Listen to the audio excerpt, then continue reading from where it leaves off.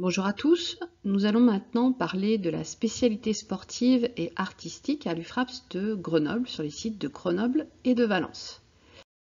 La spécialité sportive est une unité d'enseignement parmi tant d'autres, mais c'est vraiment le lieu de la construction des passerelles entre la théorie et la pratique.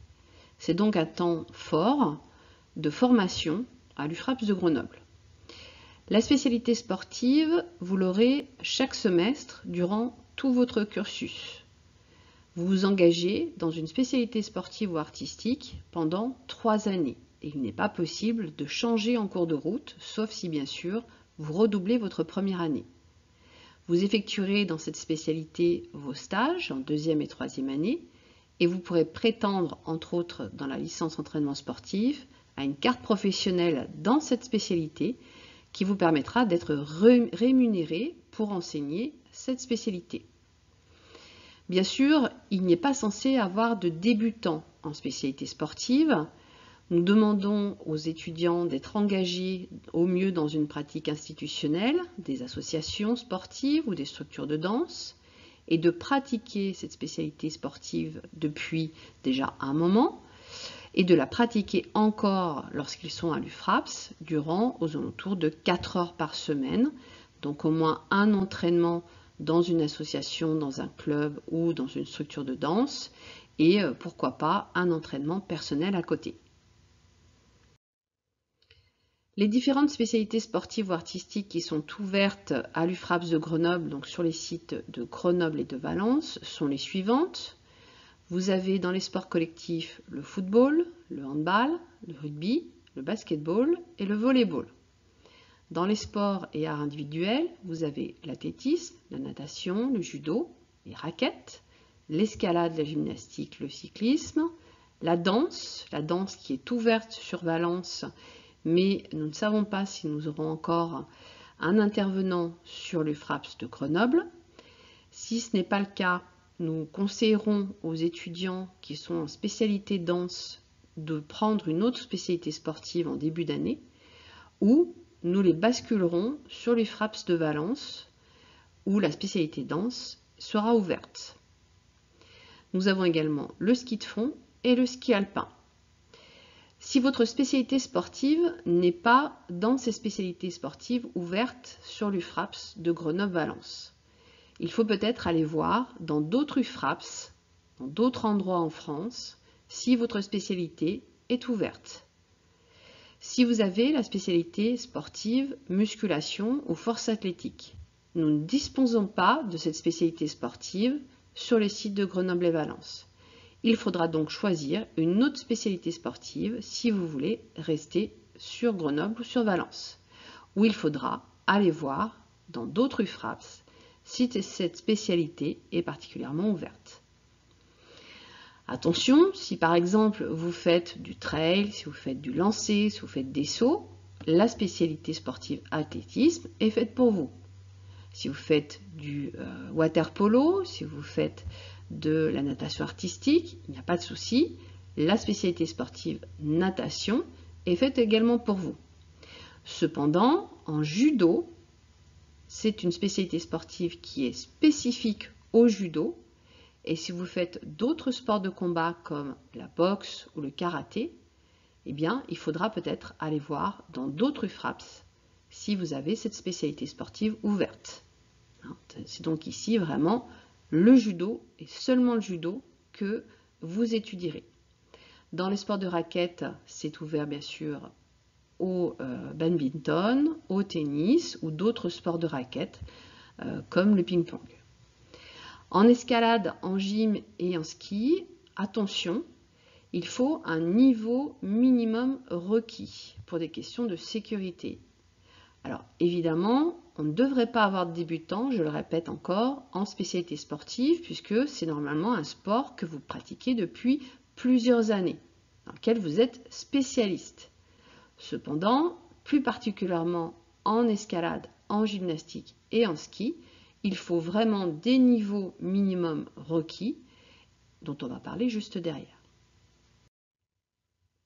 En escalade, Il est demandé d'être capable de grimper une voie d'escalade d'une difficulté minimum de 6B, que ce soit pour les filles ou les garçons, en premier de cordée et à vue.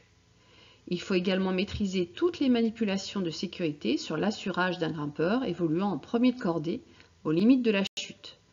Il faut savoir enrayer une chute surprise en technique d'assurage dynamique, savoir installer un relais en fin de voie et redescendre en technique de rappel en autonomie et en sécurité totale. Et bien entendu, un test de vérification de toutes ces techniques sera effectué en début d'année pour être sûr que vous avez le niveau requis. En ski alpin particulièrement, il faut déjà avoir pratiqué le géant et le slalom en compétition et avoir le matériel spécifique géant et slalom. Il faut également être capable de préparer ses skis et être autonome dans ses déplacements en station de ski.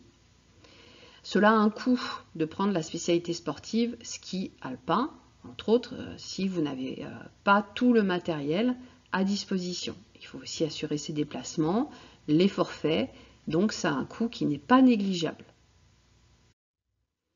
Pour les sports collectifs, particulièrement, faites attention, pour trouver un club, une association sportive, il faut s'y prendre très tôt dans la saison. En effet, généralement, les équipes sont formées lors des 2-3 premières semaines de septembre dans les associations et dans les clubs. Donc si vous arrivez trop tardivement, il ne sera pas possible d'être intégré dans des équipes et donc de faire des compétitions alors que ça vous sera demandé dans cette UE. Pour en savoir plus sur la spécialité sportive, vous pouvez aller consulter notre site internet STAPS Grenoble, où il existe une page qui est dédiée à cette spécialité sportive. Vous y retrouverez entre autres les barèmes pour la note de pratique dans cette UE. En effet, en spécialité sportive, votre note sera à la fois sur la théorie et sur la pratique. Pour cette note de pratique, nous vous encourageons fortement à vous inscrire dans un club sportif affilié ou une école de danse et de pratiquer au minimum 4 heures dans votre spécialité sportive par semaine. Si c'est impossible pour vous de pratiquer 4 heures par semaine, vous pouvez tout à fait compléter votre pratique par le sport universitaire ou la danse au SUAPS. Vous devrez justifier de performances réalisées dans le cadre institutionnel, soit dans le cadre fédéral en structure de danse, soit éventuellement de performances dans le cadre du sport universitaire pour cette note de pratique. Il sera éventuellement possible de vous évaluer en travaux pratiques de spécialité sportive, évaluation réalisée par votre enseignant de spécialité sportive, mais malgré tout, nous vous encourageons à ne pas choisir cette option. Votre niveau de pratique, vous pouvez regarder les barèmes sur le site internet, mais le niveau régional correspond environ à 10 sur 20. C'est donc un niveau assez élevé qui est demandé. Encore une fois, il n'est pas censé y avoir de débutants en spécialité sportive. Bien sûr, cette note sera modulée en fonction de l'accessibilité à ce niveau régional. Vous pouvez également avoir une attribution d'un bonus de 4 points supplémentaires sur cette note de pratique, mais qui nécessite un investissement très important dans différentes composantes de la spécialité sportive, comme par exemple l'investissement en qualité de pratiquant dans le cadre institutionnel, l'investissement associatif en tant que dirigeant ou manager d'une équipe, l'investissement en qualité d'entraîneur ou un investissement en qualité d'arbitre. Il ne s'agit pas, bien sûr, ici d'aller juste arbitrer une fois dans la saison, mais pour obtenir cette modulation de votre note de pratique avec ce bonus qui peut aller jusqu'à 4 points supplémentaires, vous devez avoir un réel investissement tout au long de l'année. Attention, le choix d'une spécialité sportive permet d'obtenir à la fin de sa licence une carte professionnelle. Il est donc indispensable que toutes les années, la spécialité sportive soit suivie dans la même spécialité. Vous ne pouvez donc pas changer de spécialité entre la L1, la L2 et la L3.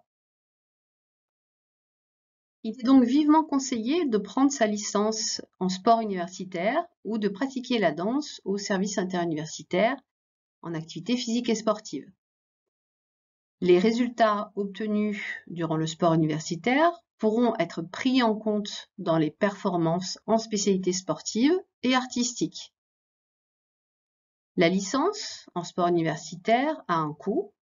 Elle est de l'ordre de 30 € et de 10 € pour les étudiants boursiers. En début d'année, un forum des sports est organisé où les étudiants peuvent aller prendre leur licence en sport universitaire. En aucun cas, ils doivent prendre un ETC, un enseignement transversal à choix noté, car nous n'avons pas ce genre d'UE dans notre maquette.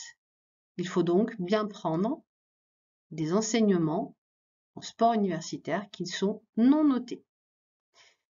Bien sûr, nous encourageons fortement les étudiants à être intégrés très rapidement dans un club fédéral dès la première année. Cela permet une bonne intégration pour le stage qui aura lieu en deuxième année. Cela n'empêche pas de prendre sa licence en sport universitaire.